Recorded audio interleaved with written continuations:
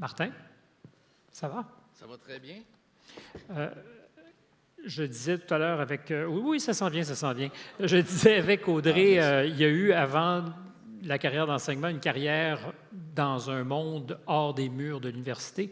C'est un peu ton cas aussi. Exactement. Donc, ça a commencé, c'est drôle, parce qu'avec l'histoire du 25 ans de Force Avenir, j'ai été étudiant à l'Université Laval quand François a parlé à Michel Gervais. Puis ce soir, de voir ma rectrice, Sophie, bien, c'est touchant. C'est le fun. Et l'envie d'enseigner venait de l'envie de partager, je pense. Alors, peut-être nous dire 2 ou 3 mots sur ce que tu as fait et que tu as eu ensuite envie de partager avec des gens qui, peut-être, feront la vie que tu as aimée, parce que c'est ça aussi. Oui, parce qu'on parle souvent de parcours atypique là, dans le monde du travail, donc j'en suis un exemple parfait. L'enseignement, pendant que j'étais étudiant à l'Université Laval en 89, au défunt cinéma de Galerie de la Capitale, il y a un film qui m'a marqué, La Société des poètes disparus. J'ai dit un jour, ce que Dr. Keating, interprété par Robin Williams, jouait, j'ai dit un jour, j'aimerais ça être ça pour des étudiants, partager mon savoir. Donc, pour ça, il fallait faire une maîtrise. J'ai fait une maîtrise. Puis, dans l'histoire, ce qui est important, c'est qu'au primaire, j'aimais pas l'école. Au secondaire, j'aimais pas l'école. Mais il y a des gens à ces niveaux-là qui m'ont donné une étincelle. C'est peut-être ça que j'avais flashé durant le film. Puis j'ai dit un jour, moi, quand je serai à l'université, parce que c'est ça que j'avais choisi, d'être enseignant universitaire, pour partager ce que j'aurais vécu dans le monde professionnel. Parce que, évidemment, avec mon bac en RI, en pleine récession, j'ai trouvé un job.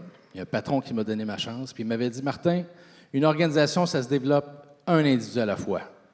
Prêche par l'exemple, continue à étudier. Donc, j'ai étudié pendant plusieurs années à temps partiel. Donc, mes parents pensaient peut-être pas que je les amènerais à une collation des grades, mais je les ai amenés à plusieurs.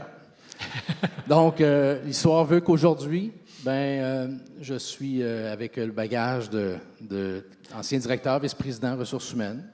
Je suis un parcours d'entrepreneur. J'ai, à travers mes passions, décidé d'enseigner en parallèle.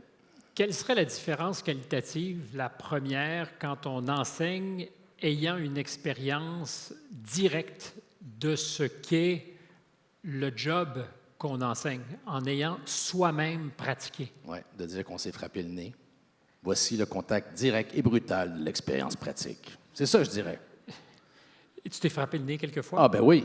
Aujourd'hui, moi, ma job, puis en passant, Stéphane, je sais que tu l'as dit toi-même tantôt, c'est un peu le monde à l'envers, toi et moi, ce soir, parce que habituellement, ma job, c'est faire comme toi, de mettre les gens en lumière, puis là, ce soir, c'est toi qui fais ça pour moi.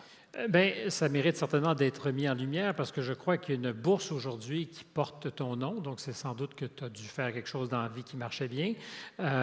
Tu as aussi été, parce qu'on doit le dire, l'entraîneur-chef d'une délégation aux Jeux du commerce. Je ne savais même pas que des Jeux du commerce, ça existait. C'est comme des Jeux olympiques du... C'est la même chose. Des Olympiques, des facultés, des sciences d'administration de l'Est du Canada, 13 universités, des fois 14, qui se donnent rendez-vous à chaque année depuis 35 ans. Serais-tu un genre de médaille d'or là-dedans, toi? Bien, moi, ma job, c'est de former des délégations qui ramènent le plus de médailles d'or. Excellent. Coach, merci beaucoup. Je suis certain qu'il y a des étudiants qui apprécient ce genre d'encadrement. Merci beaucoup.